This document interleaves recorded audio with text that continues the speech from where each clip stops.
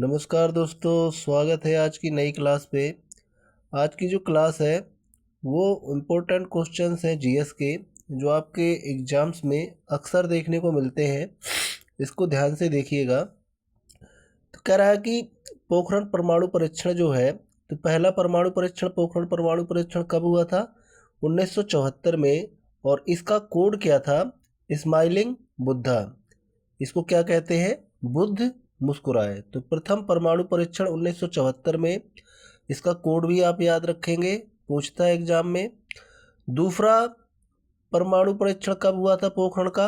वो हुआ था 1998 में, और इसका कोड क्या था? ऑपरेशन शक्ति। तो इसको आप याद रखेंगे। नेक्स्ट है, भारत के किस पड़ोसी देश को ड्रुकयुल भी कहा जाता है? इसको आप याद रखेंगे। ये है आपका भूटान, और भूटान को थंडर ड्रैगन की भूमि भी कहा जाता है। तो आजकल इस तरीके के क्वेश्चन काफ़ी पूछे जाते हैं। इस वीडियो को आप शुरू से अंत तक पूरा देखिएगा। जो भारत के चार धाम हैं, तो भारत के चार धाम कैसे याद करेंगे? आपके चार धाम क्या क्या हैं? बद्रीनाथ, पुरी, द्वारका और रामेश्वरम। तो इसको आपको बद्रीनाथ का बा आप ले लीजिए, पुरी का पू ले लीजिए, द्वारका का दा और रामेश्वरम का राम। तो ये आपको याद रखना है, बापू दा राम। तो बा से बद्रीनाथ, पू से पुरी जिसको जगन्नाथपुरी बोलते हैं, दा से द्वारका, राम से रामेश्वरम। कभी कभी इनकी दिशा पूछता है, जैसे बद्रीनाथ कहाँ पे है, तो इसको आप करेंगे उत्तर पे, पुरी आपका पूरब पे, द्वारका आपका पश्चिम पे और रामेश्वरम आपका दक्षिण पे। तो इसको आपको बापू दा राम लिख के इसको न्यूज से आपको रिलेट कर लेना है। न्यूज, NEWS, N मतलब उत्तर, E ईस्ट, W वेस्ट और S साउथ। तो इससे आप रिलेट कर लेंगे। जैसे उसने पूछा दक्षिण में आपका कौन सा है, तो रामेश्वरम है। तो रामेश्वरम आपका साउथ में है, तो आपको इधर बापू दा राम और इधर न्यूज, इससे आपको याद रहेगा। अगला है, हड़प्पा सभ्यता को ऋग्वेद में क्या कहते थे? हरि यूपिया भी कहा जाता है। इसको आप याद रखेंगे। नेक्स्ट है, जब ईस्ट इंडिया कंपनी का गठन हुआ उस समय भारत का मुगल शासक कौन था? तो अकबर था। इसको आपको याद रखना है। अगला है कि जहांगीर का अर्थ क्या है? तो जहांगीर का अर्थ होता है विश्व विजेता। अगला क्वेश्चन है कि भारत के राष्ट्रपति को कितने प्रकार की वीटो शक्तियां प्राप्त हैं? तो कितनी वीटो शक्तियां प्राप्त है भारत के राष्ट्रपति को? तो 3। अगला है कि मंदिर वास्तुकला के संदर्भ में मंदिर का सबसे महत्वपूर्ण हिस्सा क्या होता है? तो ये गर्भगृह होता है। इसको आपको याद रखना है।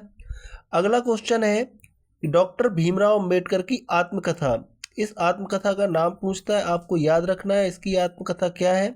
Waiting for A visa. तो डॉक्टर भीमराव अंबेडकर की आत्मकथा का नाम क्या है? Waiting for A visa.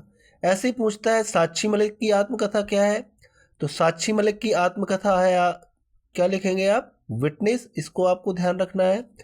अगला क्वेश्चन है कि भारतीय शास्त्रीय नृत्यांगना यामिनी कृष्णमूर्ति, इसको याद रखना है कि यामिनी कृष्णमूर्ति ये कौन कौन से नृत्य करती हैं? भरतनाट्यम और कुचिपुड़ी करती हैं। ये कहाँ से रिलेटेड है? तमिलनाडु राज्य से संबंधित हैं। इनकी आत्मकथा का नाम क्या है? तो ए पैशन फॉर डांस। ये क्वेश्चन पे पूछता है, रिपीट होता है, इसको आपको नोट कर लेना है। अगला है, राष्ट्रीय पंचायती राज दिवस कब मनाते हैं? तो 24 अप्रैल को मनाते हैं। अगला क्वेश्चन है कि डॉक्टर मनमोहन सिंह की आत्मकथा का नाम क्या है? तो डॉक्टर मनमोहन सिंह की आत्मकथा का नाम है चेंजिंग इंडिया। ये क्वेश्चन एग्जाम्स में पूछ सकता है, इसको आपको याद रखना है।